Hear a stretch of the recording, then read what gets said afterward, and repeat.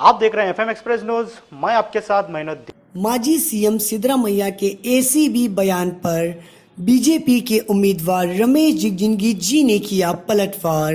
जी हां, आज बीजापुर शहर में भाजपा के उम्मीदवार रमेश जिगजिंगी जी ने माध्यम से बात करते हुए कहा, अगले महीने की 2 तारीख को यानी 2 अप्रैल को भाजपा की तरफ से नाम पत्र दिया जाएगा। और साथ ही रमेश जिगजिंगी जी ने माजी सीएम सिद्धरामैया जी के एसीबी बयान पर पलटवार करते हुए कहा, कौन दोषी है उसको सजा तो मिलनी ही चाहिए। ಸಲ್ಲಿಕೆ ದಿನಾಂಕವನ್ನು ಈಗಾಗಲೇ ನನ್ನ ಪಕ್ಷದ ಎಲ್ಲ ಹಿರಿಯರು ಧುರೀಣರು ಕೂಡಿಕೊಂಡು 2ನೇ ತಾರೀಕಿಗೆ ಸಿದ್ದೇಶ್ವರ ಗುಡಿಯಿಂದ ಡೆಪ್ಟಿ ಕಮಿಷನರ್ ಆಫೀಸ್ ತನಕ ಒಂದು ಪ್ರೊಸೆಷನ್ ಹೋಗಿ ನಾಮನಿರ್ದೇಶನ ಮಾಡೋದು ಅಂತೇಳಿ ಈಗಾಗಲೇ ನನ್ನ ಪಕ್ಷದ ಎಲ್ಲ ಹಿರಿಯರು ತೀರ್ಮಾನ ಮಾಡಿದ್ದಾರೆ. 2ನೇ ತಾರೀಕಿಗೆ ಅಲ್ಲಿ ನೋಡಬೇಕು, ಅದು ಮುರಳೀದವರು ಬರ್ತಾರ ಅಂತ ಹೇಳಿದ್ರು, ಅದು ಏನಾಗ್ತದೆ ಬೇರೆ ಯಾರು ಬರ್ತಾರೆ, ಯಾರು ಬಂದಿಲ್ಲ ಅಂದ್ರೆ ಐತಲ್ಲ ನಮ್ಮ ಮ್ಯಾಳ. ನೀವೇ ಕೇಂದ್ರ ಸಚಿವರು, ನಾವೊಬ್ಬ ಅಭ್ಯರ್ಥಿ. ನಾ ಯಾವತ್ತೂ ನೋಡ್ರಿ, ಇಡೀ ಜೀವಮಾನ ನೀವು ನೋಡಿದಿರಿ ಎಲ್ಲ ಪತ್ರಿಕಾ ಬಂಧುಗಳು, ನಾನು ಮಂತ್ರಿಯಾಗಿ ಯಾವತ್ತೂ ನಾನು ಕೇಸ್ ಮಾಡಿಲ್ಲ. ನಾನು ಯಾವ ಸಾಮಾನ್ಯ ಒಬ್ಬ ಕಾರ್ಯಕರ್ತನಾಗಿ ಇವತ್ತು ಕೂಡ ಹಾಗೆ ಅದೀನಿ. ಈಗ ಒಬ್ಬ ಲೋಕಸಭಾ ಅಭ್ಯರ್ಥಿಯಾಗಿ ನಾನು ಮಂತ್ರಿ ಅಲ್ಲ, ಲೋಕಸಭಾ ಅಭ್ಯರ್ಥಿಯಾಗಿ ಸಿಎಂ ಸಿದ್ದರಾಮಯ್ಯ ಎಲ್ಲ ರೋಡಿಗೆ ಬಂದು ಪ್ರತಿಭಟನೆ ಮಾಡ್ತಾರೆ ಆಯ್ಕೆ ದಾಳಿ ಆದ್ಮೇಲೆ. ಆಯ್ತಿದ ಆಯ್ಕೆ ಬಗ್ಗೆ ಇದೆಲ್ಲ ಹೇಳಿದ್ದಾರೆ. ನಾ ಏನು ಹೇಳೋದೆಲ್ಲ ನೀನು ಹೇಳ್ಬಿಟ್ರಿ, ಇವತ್ತು ಹೇಳೋದು ನೋಡಿ. ಸಿದ್ದರಾಮಯ್ಯನವರು ACB ದುರುಪಯೋಗ ಮಾಡ್ಕೋತಾರಂತೇಳಿದ್ರೆ ಮಹಾ ಅಪರಾಧ. ಅಲ್ಲಿ ಚುನಾವಣೆ ನಡೆದ ಒಬ್ಬ ಎಕ್ಸ್ ಮಿನಿಸ್ಟರು ಈ ರೀತಿ ACB ಬಗ್ಗೆ ಹೇಳೋದಾದ್ರೆ ನಾಚಿಕೆ ಆಗಬೇಕು ಅವ್ರಿಗೆಲ್ಲ. ಸರಿ ಅಲ್ಲ ರೀ ಅದು.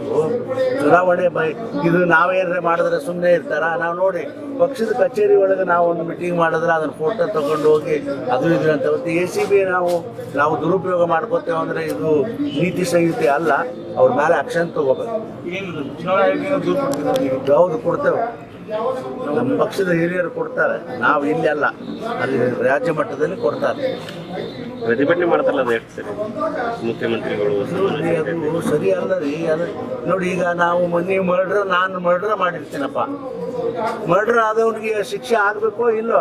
ಅದು ಹೋಗಿ ಏನ್ರಿ ಇಲ್ಲಿ ಮಗಲ್ಲಿ ಇತ್ತವ್ರಿಗೆಲ್ಲ ಶಿಕ್ಷೆ ಕೂಡ ಸಹಾಯ್ತದ. ಯಾರು ತಪ್ಪು ಮಾಡ್ಯಾರ ಅವ್ರು ಅನುಭವಿಸ್ಬೇಕಪ್ಪ. ಏನು ಸಮಾಜದಲ್ಲಿ ಮರ್ಯಾದೆ ಕಳ್ಕೊಂಡ್ರೆ ತಿನ್ಬೇಕು ಯಾಕೆ? ಇದನ್ನೆಲ್ಲ ಮಾಡ್ಬೇಕು ಯಾಕೆ?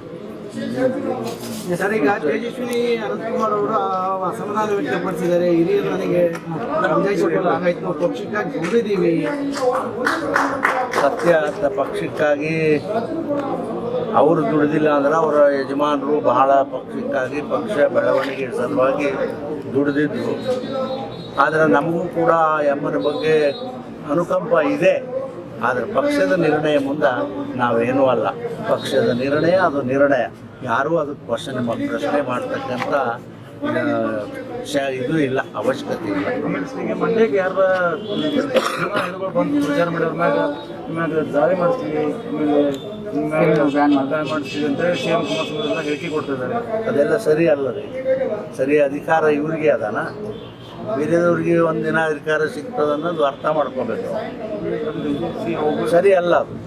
ಸರ್, ಈಗ ಬಿಜಾಪುರದಲ್ಲೂ ಕೂಡ ತಮ್ಮ ಎದುರಾಳಿ ಕುಟುಂಬ ರಾಜಕಾರಣ ಮಾಡ್ತಿದ್ದಾರೆ ಅಂತೇಳಿ ಜನ ಹೇಳ್ತಿದ್ದಾರೆ. ನೀವು ಕೂಡ ಹೇಳಿ. ನೋಡಿ, ನಾನಂತೂ ಭಾಳ ದೂರದಿನಪ್ಪ, ನಿಮ್ಮೆಲ್ಲರಿಗೂ ಗೊತ್ತದೆ. ಕುಟುಂಬ ರಾಜಕಾರಣ ಬಿಟ್ಟು ಭಾಳ ದೂರದಿದೆ. ಬಿಟ್ಟು ಜನರಿಗೆ ಬಿಡೋದು ಇದನ್ನು.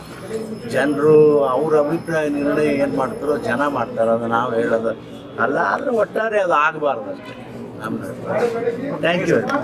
अभी लेटेस्ट खबरें देखने के लिए जुड़े रहिए FM एक्सप्रेस न्यूज़ के साथ और हमारे चैनल को सब्सक्राइब करना और साथ ही बेल आइकन को दबाना ना भूलें, ताकि हमारी हर एक लेटेस्ट नोटिफिकेशन आप तक पहुंचती रहे। FM एक्सप्रेस न्यूज़, आपकी आवाज़ हमारी पहुंच।